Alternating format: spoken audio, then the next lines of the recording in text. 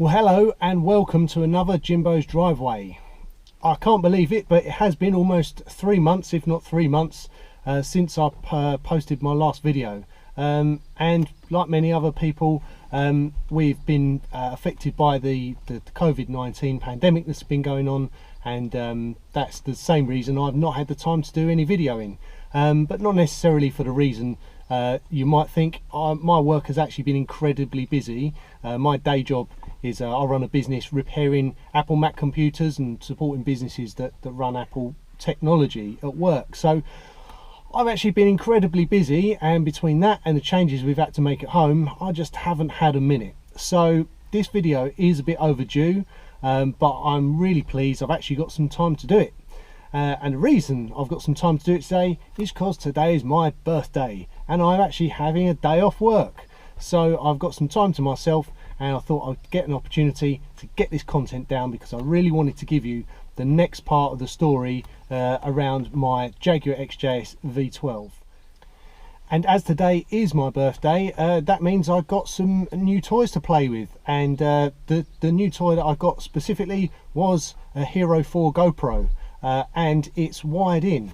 So if you visit GoPro-remote.com, you get this setup that's actually designed for race car and rally car drivers, where you have a Hero 3 or a Hero 4 GoPro camera, and it's wired in. The idea being, when you're sitting harnessed into your car, you can have this handy and it will start the camera, start the video rolling, and then when you're finished you press it again and it will stop, and it saves wasting the battery and running the film unnecessarily when you're actually strapped into the car but you want to get some GoPro footage. And I thought this would also be a very good idea to be able to have the camera rigged up in the car when I take it out driving, and just have the button there so we can start doing some video. So I'm just trialing this out today, but you know, this looks like a very cool piece of kit. I will put a link down below, so if you want to check this camera out for yourself, then I would highly recommend it.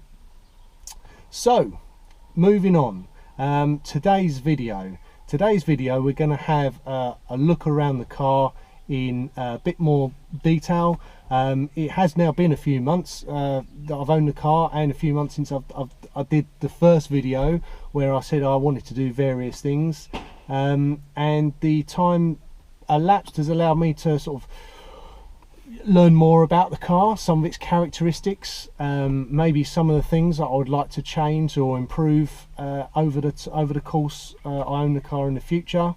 And today we're just going to do that. We're just going to have a look around the car in a bit more detail and look at some of the elements. We might need a little bit of, it needs a little bit of light restoration here and there, and some upgrades and some changes I could make to improve it a little bit further. So with no further ado, let's get on and have a little look around the car. So as we're sitting inside the car anyway, let's start with the interior. So let's have a look at what has been done and what maybe we need to do in the future. The car had a headlining. These cars are notorious for the headlinings failing, and they go saggy and horrible. I had an XJS before, and that's exactly what happened to it, and it is awful. And you have to pin it up or whatever. It's also quite an expensive and tricky job to do. So I was really pleased that the last owner got the headlining done in this car, which is great. The leather could do with has seen better days, and although it's generally in pretty good condition in terms of rips, tears and things like that, it's gone quite hard. So I'm going to see if I can get some leather food or something. Not something I've done before, but I've heard you can get some stuff that soaks into the leather and kind of rejuvenates it.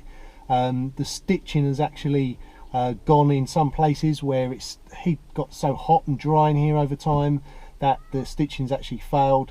So I'm going to look into getting that redone.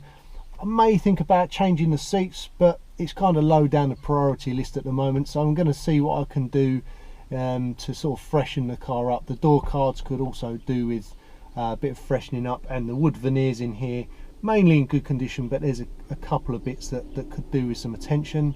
So I'm going to see if I can get that done too. I got an XJRS steering wheel to go on at some point. I need to get the steering boss for that, and then there's a couple of other bits in here like the interior light, and a couple of clips need replacing, plastic clips that are notorious for, you know, on an old car they get old, they get brittle and they break, so they're going to need replacing. But overall, just a general sort of tidy up in the interior is what I've got planned, and you know, that might even be a little bit further down the line because it's not a major priority, but that's that. So let's have a look at some other bits now. Right, we're outside the car now, so let's have a little look around. There's plenty to go through here, so let's have a look around the car. We'll have a look at the paint, we'll have a look at some other bits and pieces and see what we've got to deal with here. Now the car is, like I said, it's in pretty good shape. When I bought the car, I saw lots and lots of receipts for restoration work that was done some years ago, and it's hardly done any miles and always lived inside since then. So the general condition of the car is pretty solid. Underneath is really good and solid. All the panels are solid. There's barely like any rust on that, and that's only some tiny bits and pieces here. The paintwork's all quite straight, but anyone that knows anything, who's ever been to a car show, knows anything about cleaning and waxing a car, the camera's not really doing it justice. It's pretty bad in terms of swirl marks, and the paint could be a lot better, so it does need to go and see someone to get some detailing work done and have some work done on the paint. This door in particular has got a couple of nicks. There's one here like that. This door might need paint because it has gone sort of, that orange peel thing is going on around here, and there's, I don't know if you can really quite see that, but that's all around the mirror, and there's some other bits on it. But generally speaking, this car's in pretty straight condition. So once it's had some treatment on it, which I'll do another video on when I get round to it, hopefully we can see an improvement, and I think that will make the car look a lot nicer. The chrome trim on these, I did say in my first video that I was thinking of maybe going along the lines of doing these in a matte black like the Jaguar XJS, because that had satin black trim. I'm not so sure about it. I'm sort of, the chrome is growing on me, so I might leave that. It's also just going to turn into a massive job once I've realised how much chrome there is. I'm wondering if you know, budgets could be spent elsewhere. This needs a touch up. That's a job I could, if push comes to shove, do myself, but when I'm going to get the time to do that, I'm not sure. So that might go on the list when I take it into a paint shop. Other than that, all under here is really quite tidy and doesn't really need anything. It just needs a good polish over. These things I can't seem to get off. These things, I know they were popular back in the day, these little mirrors here, but I just find them really annoying. I'm not really sure I find them that useful. So they might come off, but I've had a look at getting them off, and I don't want to damage the mirror, so they might end up just staying. Other little things like the repeaters, they've gone rusty, so I'm going to see if I can get some new ones of those, or see if it's even possible just to get the bit that goes in between the lens cover and the body. There's a gasket there, so things like that will tidy it up for sure. I did say, didn't I, around here, that I'm thinking of doing the satin black, and this is maybe where I will do first of all. I'm going to concentrate on the lights, because they do need doing, because they're chrome and they've been painted and they've started to chip, because it was only a sort of a temporary job that the last owner did to see what it looked like. But actually I think the surrounds look much better. I've seen some in chrome, and I think the satin black does look a lot better on the headlights, so I may go as far as to get the grille done properly, and the headlights redone in the satin black, and then see how I feel about the rest of it. There is some corrosion coming through on a couple of the chrome pieces, but it's only a couple of corner pieces. This one at the front is gone, and I think there's one on one of the rear quarter panels, because these panels are these pieces are in sections. It may actually be more cost effective if I end up getting it re-chromed just to buy a replacement part that hasn't got the corrosion. Otherwise I may go down the route of getting them more re-chromed, I don't know. And then if I can get under here and look under here, this is all in a bit of an untidy state, so at the same time I get those grills done, I'd like to get under here tidied up, satin black, and maybe have the front spoiler redone. That would tidy things up nicely. Other things, I always said I really like how the car looks, and I'm tending to keep it pretty standard. I've thought about getting some louvres done on the bonnet, but I don't know. That's further down the list, we'll see. But in general, it's pretty solid. The wheels I'm going to change, but for now they've got to stay, so we'll just see what happens with them at some point in the future. So let's have a look at the rear end of this car now. Again, generally pretty good. We've got the stainless steel exhaust on there that was fitted by the last owner. It's a full system from AJ6 Engineering. Cost a pretty penny, that did, and along with the enhanced ECU as well, that we'll have a look inside the boot. Chrome around here is alright, could do with a good polish up. This is the other piece I said that's got some corrosion. You may have seen it had a new tail light a while ago, because one got smashed in the storm by the bin. Now let's have a look in here. This isn't such a pretty sight. Yeah, it needs a bit of tidying up in here. I do have, I think, most of the parts in here, but it's all a bit grubby. I don't really intend doing much in here other than just tidying it up. There should be a spare wheel in here, which, as you can see, the cover is there, but there is no spare wheel. There are various other bits and pieces knocking around. Somehow this has ended up with the battery that should be in the Cabriolet version, which is actually bigger than it is, and doesn't fit in the battery tray, which is why I've got the battery tucked down here. Despite that, this battery's not that old and works, so it's fit for purpose at the moment. As you can see, it's strapped in there, very safe, or not. Less said about that, I think the better. There is the ECU.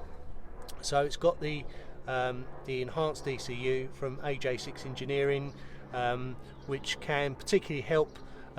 You can make some adjustments on that to help get the car running better if you do some modifications, like the exhaust, the airboxes, or there's a bigger throttle body option that I might like to look at. So in general, the boot could do a bit of tidying, but it's all cosmetics. Once all that's tucked away and put right, that'll look nice.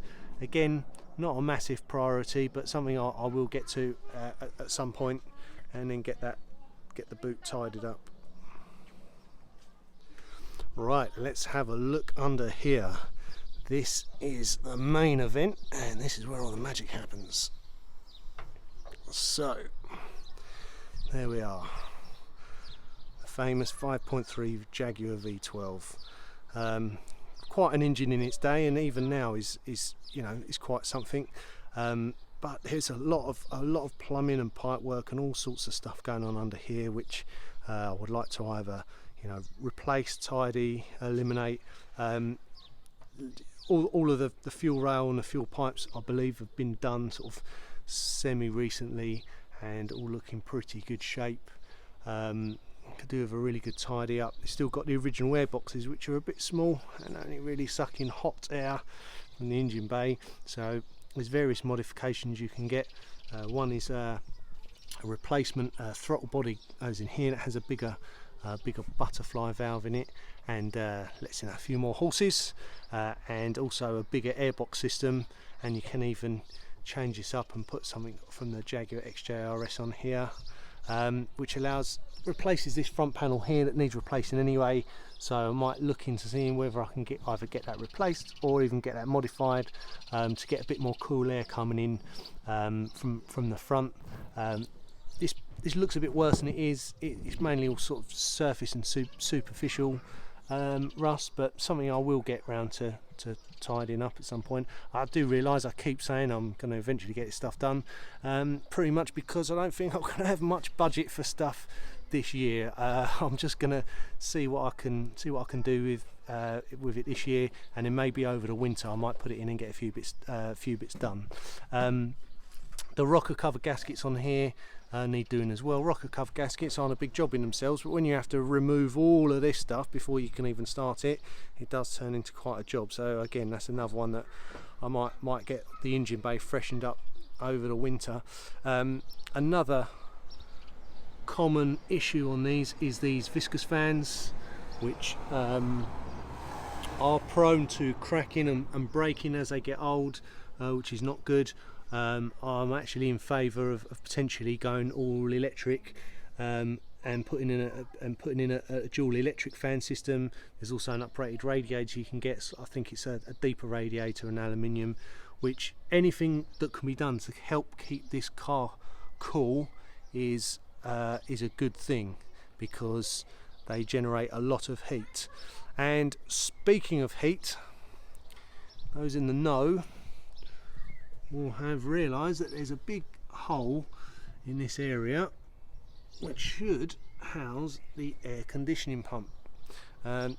This doesn't have the aircon pump on it, never got round to being fitted back because it was owned by a guy in Scotland, and they don't get much in the way of hot weather up there.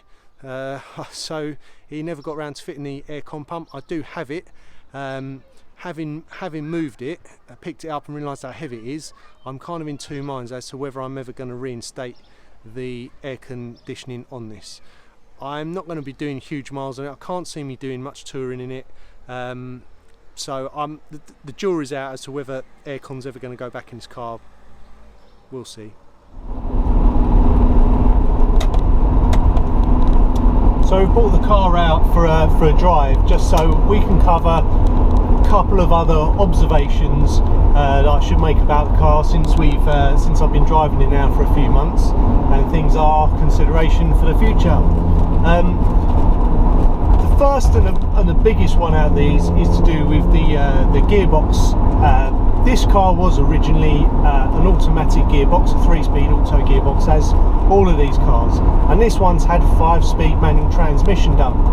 Now that's made a massive change to the way the car drives, much for the better of course, but this car still has the original differential and final drive in the back that it had when it came out the factory, and that is very much engineered for the 3-speed automatic that was in here, meaning the gearing is very long, it's very tall. So now that it's got a manual gearbox in here and I've been driving it a bit more, I'm realising that I'm getting an awful lot of torque out of each gear, but it's almost too long for everyday driving. Great for fuel economy, but didn't buy this for fuel economy anyway. It's got 5 speeds, but you rarely ever get into 5th gear, and even then, you know, it's great for cruising on the motorway, but you can't really use all the gears as much as you'd like, because there's just too much length in that gear to get around the rev range. So if you do, you really would need to take this onto some really open road or a track day or something like that to make use of the gearbox. So something that can be done about that is you can actually have a differential put in out of a 3.6 manual version of this car, which is what the gearbox came from, or there are some other options to have a bespoke differential put in, which will change the gearing and make it more suitable for a 5-speed manual. Like I say, that will take away the fuel economy angle, because you'll be able to rev the car all the way through the rev range, but I think, you know, that it's something that really needs to be done almost to complete this car. It almost feels to me like the gearbox job is only half finished at the moment. As fantastic as it is, we need to get that done at some point, and that could be a whole video of its own right, so we'll see where that lands up. And the other thing that we can now point out, now we're in the car and I've got the windows up so that you can hear me talk, is that the air conditioning is being missed slightly now, and does make me think maybe I should get that reinstated. But I've just got this feeling it's going to turn into a load of headaches and hassle trying to get that done, and I just don't really know if I can be bothered, to be honest. I'd rather have the windows open anyway. The sound's glorious.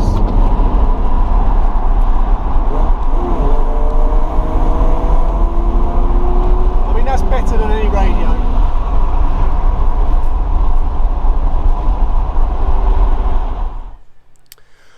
that's it for today. We've had a good look around the car and a bit more detail, and we've had a look at some of the things that I'm hoping to get done at some point to make some changes and updates. Hope you've enjoyed this video, and if you have, please like and subscribe, because I will be getting more videos along, hopefully sooner than this one. That's all for now. Bye.